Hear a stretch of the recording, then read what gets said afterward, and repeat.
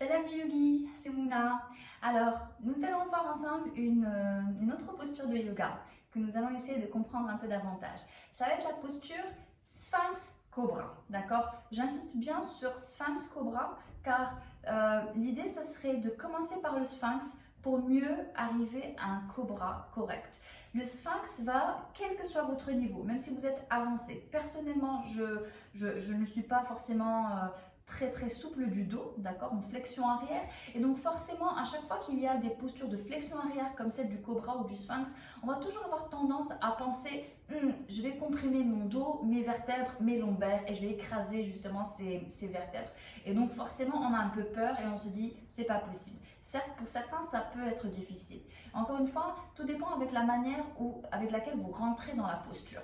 Donc quand on parle du sphinx, on va d'ailleurs franchement y aller directement pour ne pas parler dans le vent. L'idée, c'est que tout d'abord, c'est de rentrer dans un sphinx correctement. Il est toujours intéressant de commencer d'abord par votre sphinx pour vous donner déjà cette conscience de votre flexion arrière. Ou est-ce que vous, déjà à ce stade-là, vous sentez que votre colonne vertébrale vous titille, d'accord? Est-ce que c'est davantage au niveau des lombaires? A priori, ça devrait être davantage au niveau des lombaires, mais même au niveau des lombaires, est-ce que c'est plutôt vers les dernières lombaires, au niveau du sacrum, du coccyx? Est-ce que c'est davantage sur les premières lombaires? Ok. Donc l'idée, c'est vraiment de sentir où est-ce qu'il y a peut-être un inconfort, parce qu'il y aura forcément un petit inconfort. On est tout le temps assis, donc forcément vous n'avez pas l'habitude d'avoir la colonne vertébrale qui part en arrière, elle part davantage en avant. Okay. Donc prenez un temps pour être ici. Assurez-vous que vous avez votre coude qui est soit sous votre épaule, soit légèrement décalé en avant. Ça, c'est pas possible, d'accord? Parce que forcément, votre nuque rentre. Bon, j'exagère un peu, mais en tout cas, l'idée, c'est de ne pas avoir les coudes en arrière parce que vous tombez.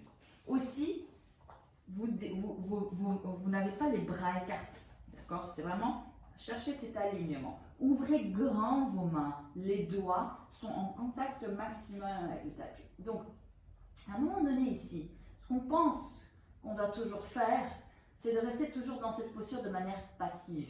Okay? Il n'y a que les bras, on va forcément dire attention de ne pas rentrer les épaules, la nuque à l'intérieur, ce qui est totalement vrai. Donc essayez de la garder bien dégagée, cette nuque. Okay? Déjà rien que le fait d'être comme ça vous oblige à être quand même relativement droit. Donc dans la posture du sphinx, c'est une ouverture de cœur. Donc, parce que c'est une ouverture de cœur, le cœur se trouve sur le premier tiers de notre dos, de notre torse, de notre colonne vertébrale. Donc quand vous allez penser à ouverture de cœur, pensez que vous voulez ouvrir le premier tiers de votre dos en avant et pas forcément cambrer en arrière. Et ça va vous servir sur toutes les postures de back bending, y compris la roue en arrière ou autres postures de flexion arrière. D'accord? Donc quand vous êtes là, vous allez agripper le tapis avec vos mains. Et j'insiste bien, vraiment l'agripper. Parce que ce que vous voulez faire ici, c'est imaginer que vous voulez extirper votre poitrine en avant. Imaginez que vous avez autant envie d'étirer la face avant de votre corps que d'ouvrir le dos en arrière. Et donc forcément, quand vous réfléchissez comme ça, vous écrasez vachement moins vos lombaires. Donc imaginez que vous voulez étirer cet espace. Prenez conscience de cet espace au niveau de votre plexus solaire. Imaginez que vous tirez tous les muscles, la peau aussi, de cet espace-là. Réfléchissez cet espace que vous voulez éloigner. Éloignez le nombril de votre sternum. Réfléchissez à comment est-ce que vous voulez parvenir à ça. Donc quand vous êtes là, votre pubis reste au sol, toujours. J'inspire. Retenez votre souffle. Étirez. Quand vous relâchez votre respiration, forcément, vous allez repartir un peu en arrière. Okay? Voyez comment est-ce que vous voulez poser un peu plus de votre ventre sur le tapis sans vous affaisser. L'ouvrir, posez votre ventre par l'ouverture que vous occasionnez, que vous effectuez avec le torse. Donc, j'inspire, je bloque et je tire. Ok? J'inspire, je bloque. Et dans mon blocage, j'essaie d'étirer cet espace. Très important. J'inspire, bloque,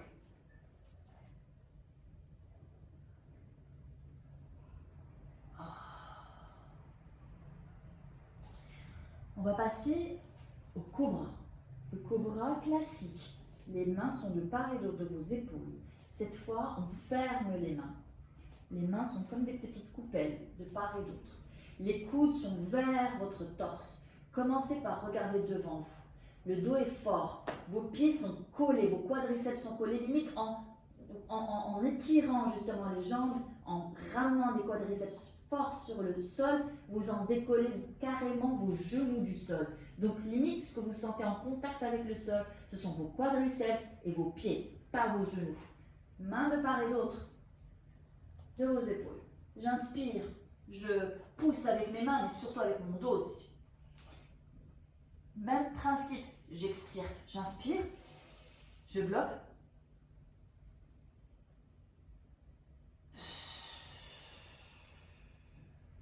J'inspire.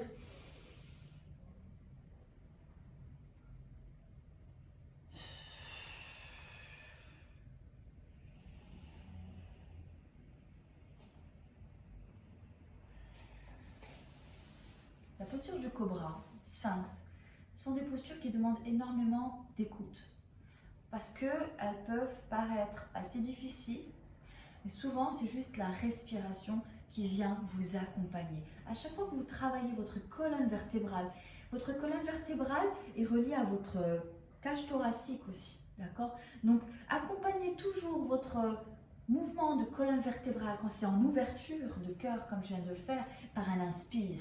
Parce que l'inspire vous donne ce déploiement à son maximum de votre colonne vertébrale. Quand votre expire referme la colonne vertébrale. Donc l'idée c'est, quand vous travaillez l'ouverture, de la même manière que si vous êtes dans une roue, j'inspire, je bloque et j'essaie d'étirer la face avant de mon corps. Okay. On a besoin d'être autant souple de l'avant du corps, des muscles de l'avant du corps, que d'être souple de la colonne vertébrale pour qu'elle puisse partir en arrière. Voilà, j'espère que ça vous aura donné quelques tips, une vue différente de ce que peut être le cobra ou le sphinx quand on le voit du prisme de l'ouverture de la face avant du corps et pas comme un backbending. Ok? Namasté, mes chers yogis. À la prochaine.